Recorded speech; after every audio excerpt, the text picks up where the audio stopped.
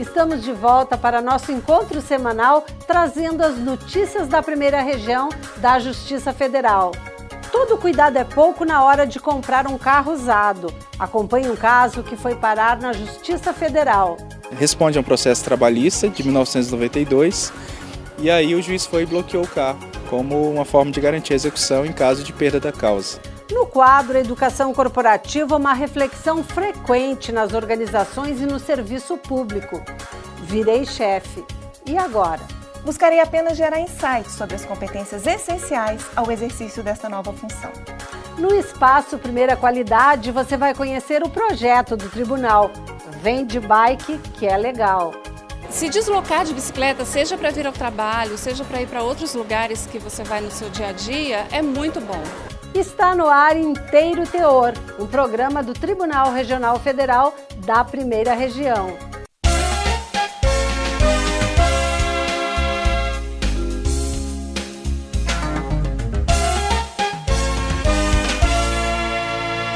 Mulher que comprou carro usado e não fez a transferência tem veículo apreendido em ação de improbidade movida contra o antigo dono. Ela até tentou reverter a penhora na justiça, mas não conseguiu. Acompanhe na reportagem. Comprar um carro é o sonho de muitas pessoas e isso tem se tornado realidade para milhares de brasileiros. Ricardo, por exemplo, conseguiu. Em 2010, ele adquiriu este veículo, mas depois de um ano, a alegria se transformou em uma enorme dor de cabeça. Tudo porque o jornalista não transferiu o carro para o próprio nome. Fui consultar meu carro na internet e vi que tinha uma restrição judicial. Aí depois que eu fui entender, a ex-proprietária do carro, ela responde a um processo trabalhista de 1992 e aí o juiz foi e bloqueou o carro como uma forma de garantir a execução em caso de perda da causa. Na hora, Ricardo conta que foi um susto. A possibilidade de perder o veículo o deixou com medo. Ele logo procurou um advogado e entrou na justiça para comprovar que o carro era dele. Nos documentos eu comprovei que o carro é meu, que eu comprei, que agi de boa fé e que cometi o erro de não ter transferido no tempo certo. Então, o processo está rolando, mas foi 1 ano e meio só para conseguir notificar a embargada, no caso a ex-proprietária do carro, e 1 ano e meio eu vivendo nessa instabilidade. E assim como o Ricardo, outras pessoas enfrentam graves transtornos por não transferir o carro. Um caso parecido chegou ao Tribunal Regional Federal da Primeira Região. A compradora de uma caminhonete teve o carro penhorado e confiscado por causa de uma ação de improbidade administrativa movida contra o antigo dono do veículo. A mulher tentou reverter a situação, procurou a terceira vara da seção judiciária de Rondônia, mas não adiantou. Ela então recorreu ao TRF da Primeira Região. Ao analisar os documentos da autora da ação, a desembargadora federal Mônica Cifuentes constatou que a guia de recolhimento estava com o nome do antigo dono, fato que impede verificar quem realmente pagou as taxas. Bom, eu paguei as prestações em nome do vendedor, da pessoa que me vendeu. Ah, mas a senhora pagou em nome dele. Então, é aquele velho brocardo jurídico. Quem paga mal, paga 2 vezes. A senhora não tem nem o recibo de que a senhora pagou esse veículo. Ela trouxe 2 testemunhas, salvo engano, mas testemunhas que eram parentes dela e que puderam muito pouco esclarecer.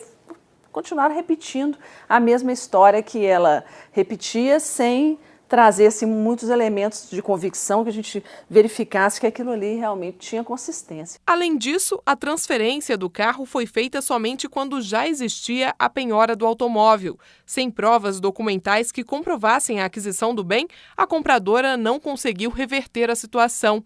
O diretor de controle de veículos e condutores do Detran do DF orienta a população sobre os procedimentos que devem ser adotados logo no fechamento do negócio. Após essa transação comercial, a orientação que o Detran sempre fala é realizar imediatamente, ou quanto mais rápido possível, a transferência de propriedade. O proprietário que vende, ele tem, depois que reconhece firma, vai no cartório, passa a documentação, ele pode tirar uma cópia autenticada deste documento, do CRV, e vir ao Detran e comunicar a venda, fazer aquela verbação, aquela anotação de que foi vendido o veículo e apontar quem realmente, através desse documento, quem é o comprador.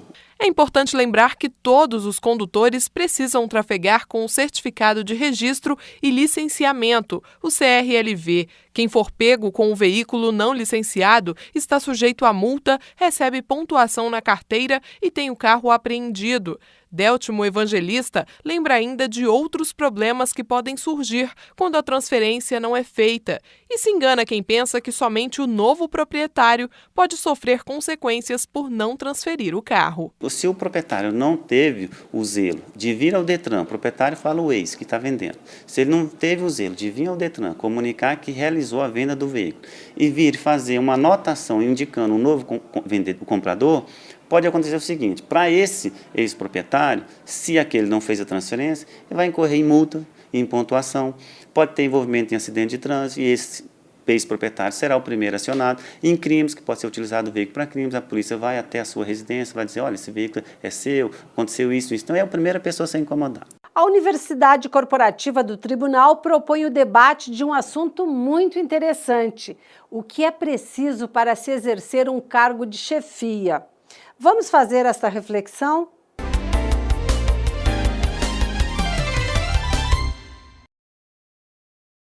Sou chefe, e agora?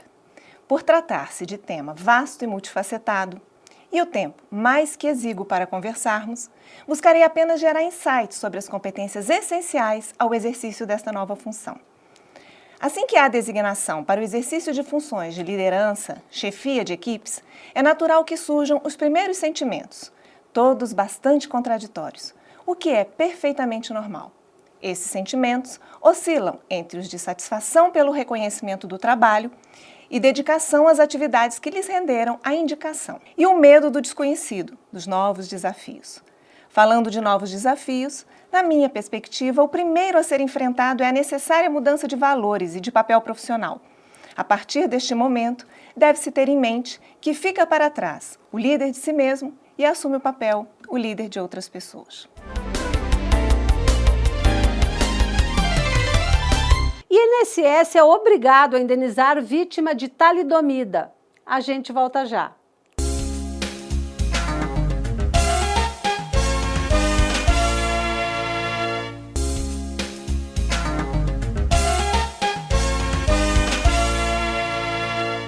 A síndrome da talidomida, que provocou o nascimento de crianças com deficiências físicas na década de 60, até hoje é debatida nos tribunais. Em recente decisão, Justiça Federal condena a INSS a indenizar portador da síndrome.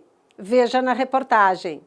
Foi em 1957 que a talidomida começou a ser vendida no mundo. O medicamento era usado inicialmente como sedativo e também para reduzir os enjoos durante a gravidez. Mas o que era para ser solução se tornou um problema. Após a substância ser ingerida por milhares de gestantes, surgiram inúmeros casos de focomelia, uma síndrome que causa o encurtamento dos membros no feto, e o remédio era o responsável pela má formação no bebê. Como vítima de talidomida, todos nós acabamos nos perguntando: por que comigo? Por que Deus? Por que minha mãe tomou?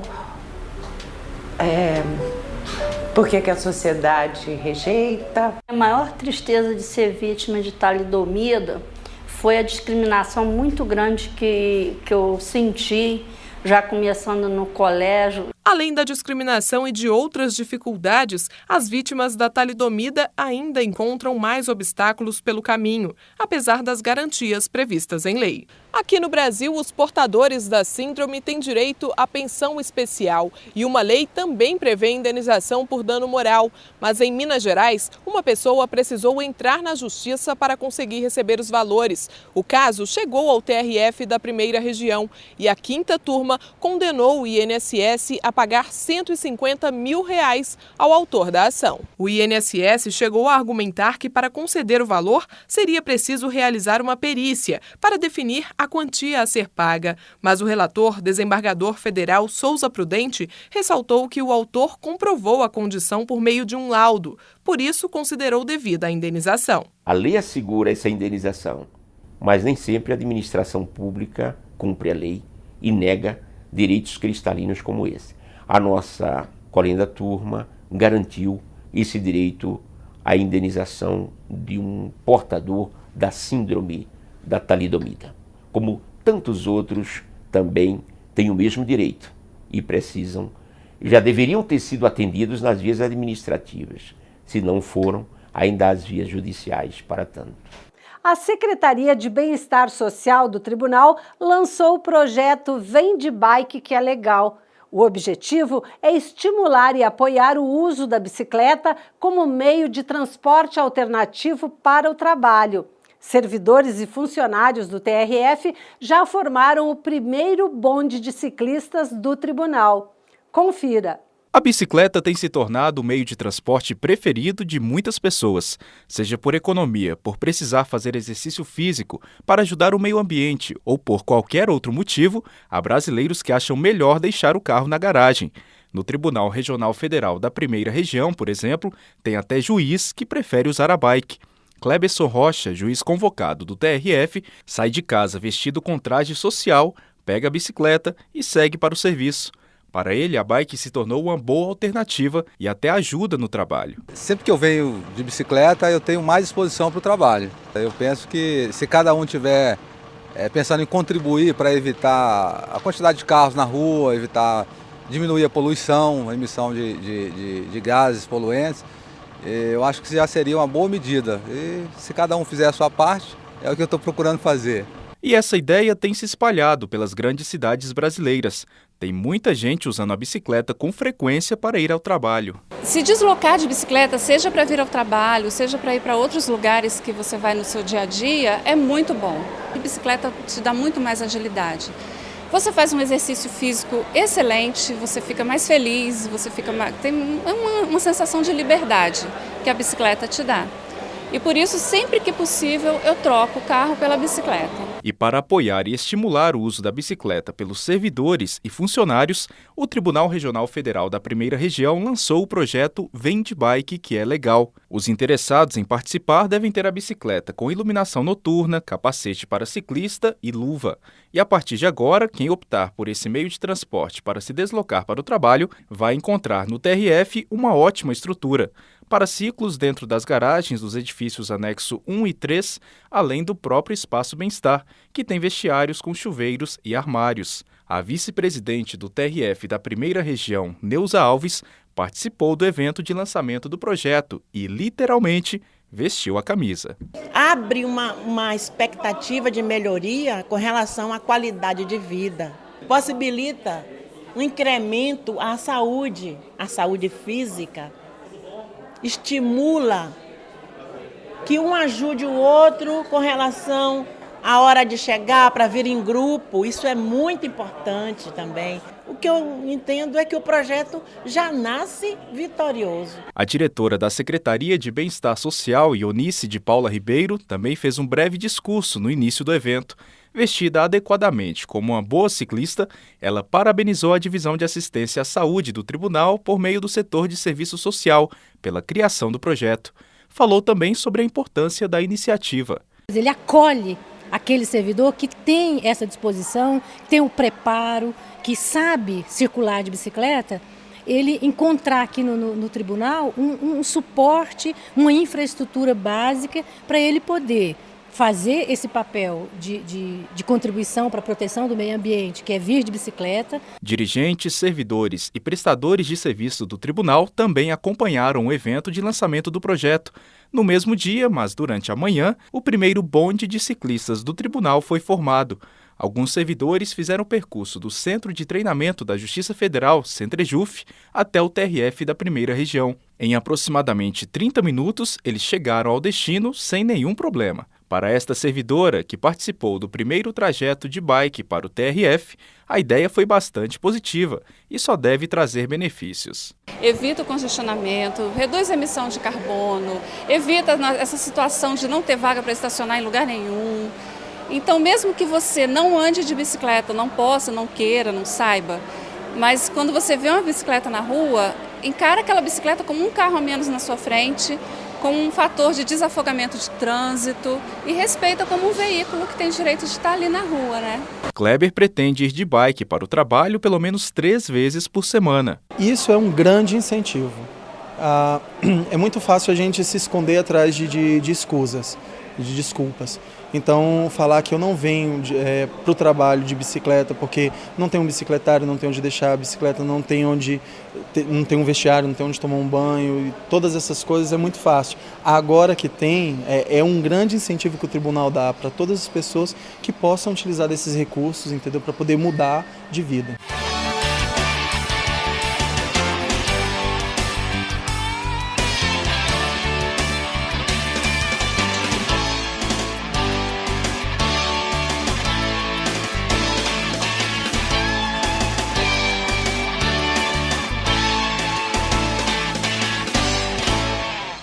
No próximo bloco, vamos falar das metas do Conselho Nacional de Justiça para o Judiciário e os desafios dos juizados especiais federais na primeira região. Até já!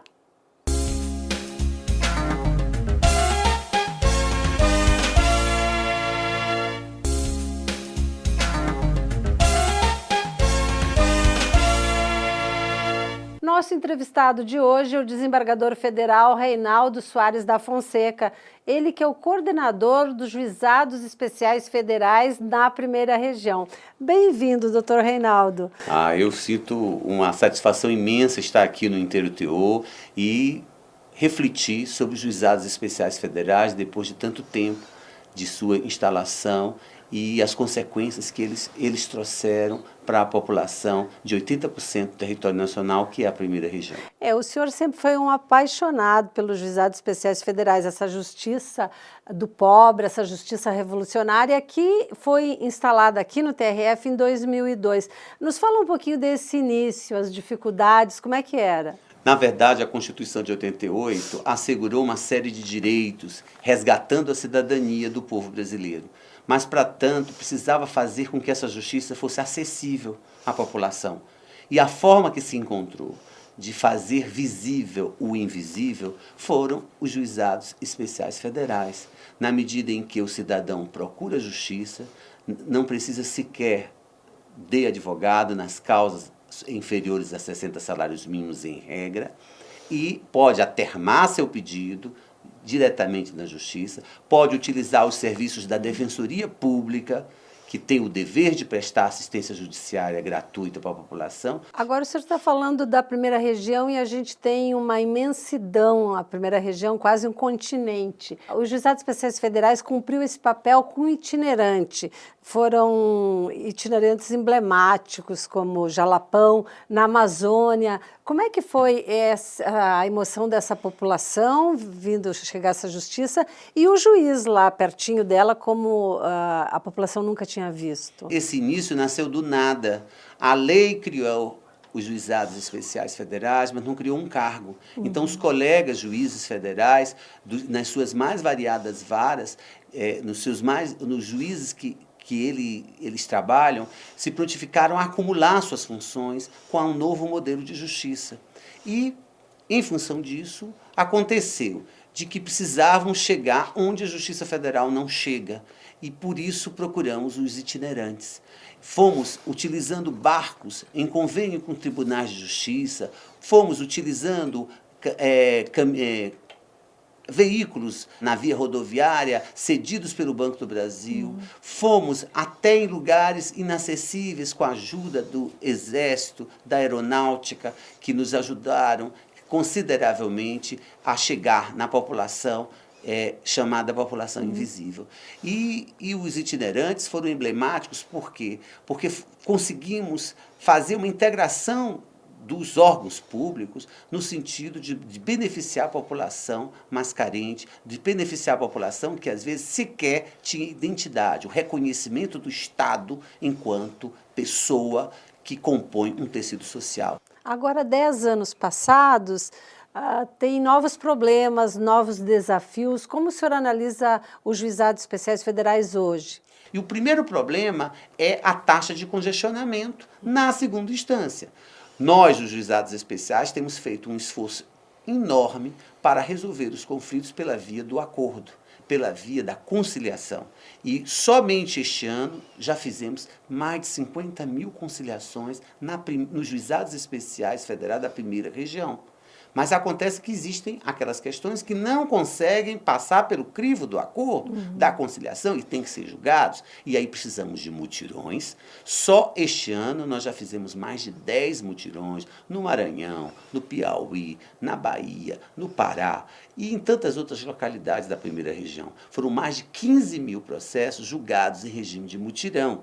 E desse regime de mutirão, nós conseguimos, efetivamente, resolver esses conflitos de uma maneira mais célere. Precisamos pensar agora nos mutirões das turmas recursais, em grau de recurso, aqueles recursos, aquelas partes que não se conformaram com a primeira instância, vão e seguem adiante com a turma. Agora, doutora Reinaldo, a conciliação também ela traz uma mudança de paradigma na Justiça Federal. Quer dizer, vem os juizados especiais federais, cumpre um papel importante e a conciliação parece que dá um prosseguimento. Como é que o senhor vê essa mudança de paradigma? Eu acho que a conciliação muda o paradigma do próprio Estado.